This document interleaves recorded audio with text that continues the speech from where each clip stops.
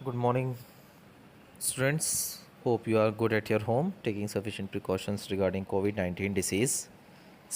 This is guys. This is chapter number 2 of biology, but according to NCERT, this is chapter number 6, tissue.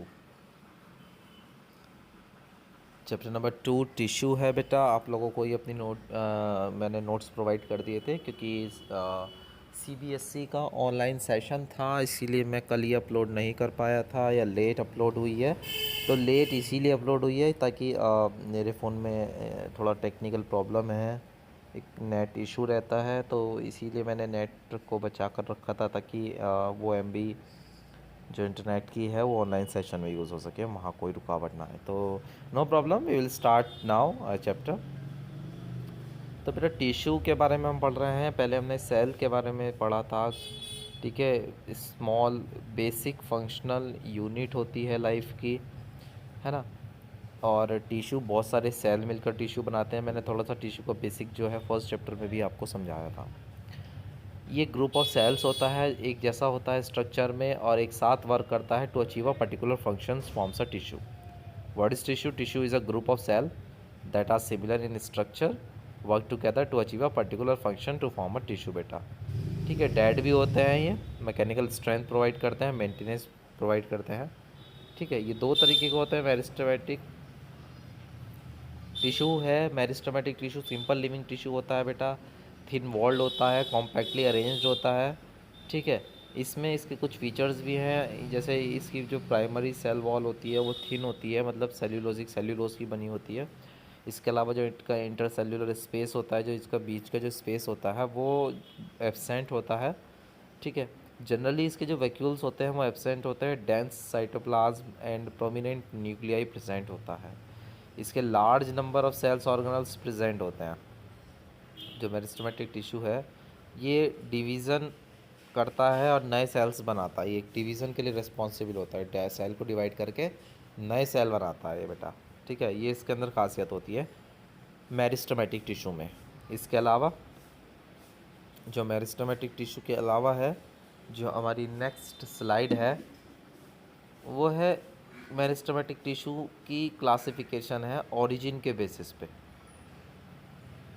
Origin के basis पे ये divide है, classified है। Primary है, secondary meristematic tissue है। Primary जैसे कि प्रो मेरिस्टेम होता है, ये derive directly from the meristem of embryo. They consist of cells derive from primary meristem. Also they add to primary growth of plants. अगर मैं सेकेंडरी की बात करता हूँ तो जो ये सेकेंडरी मेरिस्टेमेटिक टिश्यू है ये फॉर्म परमानेंट टिश्यू के द्वारा होता है, और जो इसके सेल्स हैं डिराइव होते हैं प्राइमरी परमानेंट टिश्यू से।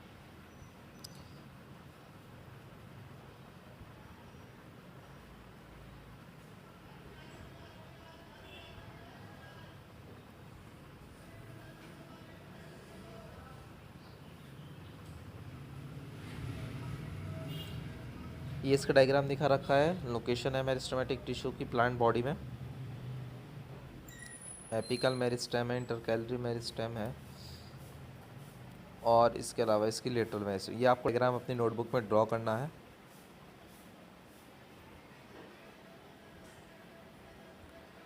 नेक्स्ट परमानेंट टिश्यू क्या होता है बेटा? परमानेंट टिश्यू जो होता है हमारा, देखिए जो परमानेंट टिश्यू होता है वो होता है जो अपनी कैपेसिटी खो देता है। मतलब कि the permanent tissue are composed of two cells which have lost their capability to divide. जो डिवीज़न की कैपेबिलिटी खो देता है, ठीक है, ये वो परमानेंट टिश्यू होता है। They have definite shape and size. उसकी अपनी डेफिनेट शेप, साइज़, थिकनेस होती है। ये डेड भी हो सकता है, लिविंग भी हो सकता है जो परमानेंट टिश्यू होता है। इसके अलावा इसमें division differentiation of cells of meristematic tissue give rise to permanent tissue. In cells differentiation developing tissue and organs change from simple to more complex. And simple permanent tissue क्या होता है? Simple permanent tissue they are made up of same type of cells which are similar structurally and functionally. ये एक तरीके के sales के बने होते हैं बेटा। ये सिमिलरली भी और स्ट्रक्चरली और फंक्शनली, ठीक है, स्ट्रक्चरली फंक्शनली ये क्या होते हैं? सिमिलर होते हैं। इसके अलावा they include two types of tissues, protective tissue and supporting tissue. को ये क्या करते हैं, दो तरह के इसके अंदर टिश्यू होते हैं, प्रोटेक्टिव भी होता है और सपोर्टिंग टिश्यू भी होता है। जो हमारा प्रोटेक्टिव टिश्यू होता है, ये टिश्यू प्राइमरी प्रोटेक्टिव फंक्शन में होते हैं। एपिडर्मिस इनके अंदर होता है, कॉर्क फैलम इन्हें हम कहते हैं। इसका पूरा ये डायग्राम आप लोगों को अपनी नोटबुक में ड्रॉ करना है। इसके अलावा ये कंप्लीट दिखा रखा है नेक्स्ट स्लाइड में। यहाँ पर ये प्रोटेक्टिव टिश्यू दिखाया हुआ है, आप देखिए किस तरीके से कॉर्क सेल्स दिखाई दे रही हैं इसके अंदर। इसे आपको पेंसिल से शेड करना है और इसमें रप्चर्ड एपिडर्मिस भी दिया हुआ है जो रप्चर्ड हो चुका है। ठीक है, ये कंसिस्ट करता है प्रोटेक्टिव टिश्यू। और ये पूरा हमें दिखाना है डायग्राम बनाकर नोटबुक में अपनी। इसके अलावा पेरेन्काइमा आ जाते हैं, कोलेनकाइमा, स्क्लेरेनकाइमा पे आ जाते हैं। ये पेरेन्काइमा का लॉन्गिट्यूडनल सेक्शन है। ठीक है, ये फंडामेंटल टिश्यू होता है। ठीक है, ये आपको डायग्राम अपनी नोटबुक में बना लेना है।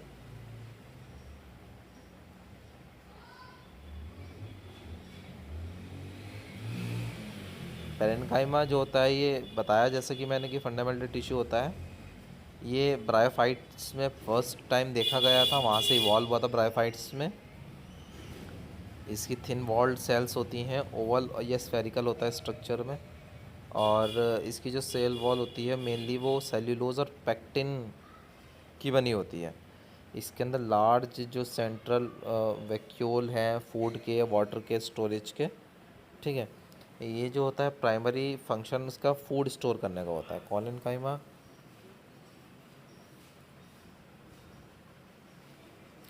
ट्रांसफ़र सेक्शन दिखा रखा है ये इसका, आप लोग इसे अपनी नोटबुक में ड्रॉ कर लेंगे। ट्रांसफ़र सेक्शन है कोलेनकाइमा का ये। ठीक है, ये आप इसे अपनी नोटबुक में ड्रॉ कर लेना। सारे पार्ट्स इसके दिखाए रखे हैं। वॉल थिकनिंग दिखा रखी है, कैसे न्यूक्लियस वैक्यूल सेल वॉल इसमें शो हो रही है। इसके अलावा इसका जो elongated cell wall thick corners होते हैं, localize cellulose pectin thickening, collenchyma का लॉन्गिट्यूडनल सेक्शन भी दिखा रखा है इसमें, कैसे इसकी एंड सेल वॉल है और प्राइमरी सेल वॉल इसकी शो हो रही है इसमें। ये आप लोगों को अपनी नोटबुक में ड्रॉ करना है। डायग्राम्स आपको नीट एंड क्लीन वे में बनाने हैं। आप बायोलॉजी पढ़ रहे हैं, डायग्राम्स ज़्यादा होंगे इसमें, स्ट्रेस नहीं फील करना है, आप लोगों को बना लेने हैं ये diagram.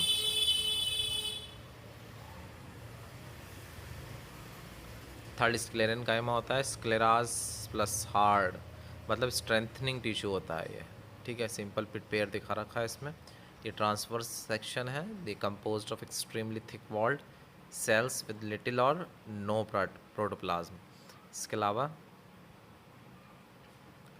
Sales are dead and possess very thick lignified walls. ठीक है, ये जो है सेल जो है स्क्लेरेनकाइमा की दो तरह की होती हैं, स्क्लेरीड्स एंड फाइबर्स। ठीक है, स्क्लेरेनकाइमा का ये जो लॉन्गिट्यूडनल सेक्शन है ये आप लोग अपनी नोटबुक में ड्रॉ कर लेंगे। इसके अलावा कॉम्प्लेक्स परमानेंट टिश्यू है। It consist of more than one type of cells which work together as a unit. It helps in transportation of organic material, water and minerals. It is also known as conducting and vascular tissue. Xylem and phloem together form vascular bundles.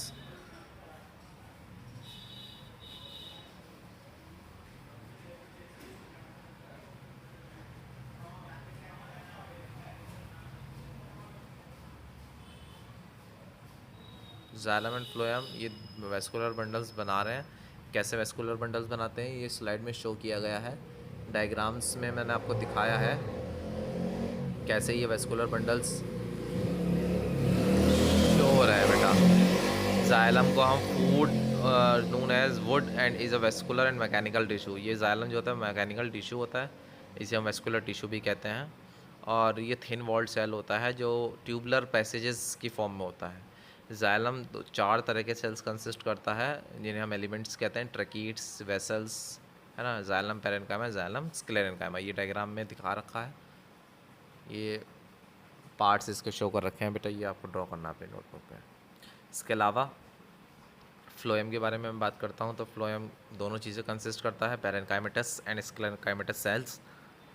होती हैं इसमें, जैसे कि section phloem का दिखाया हुआ है, companion cells दिखा रखी हैं, सीव प्लेट, सीव ट्यूब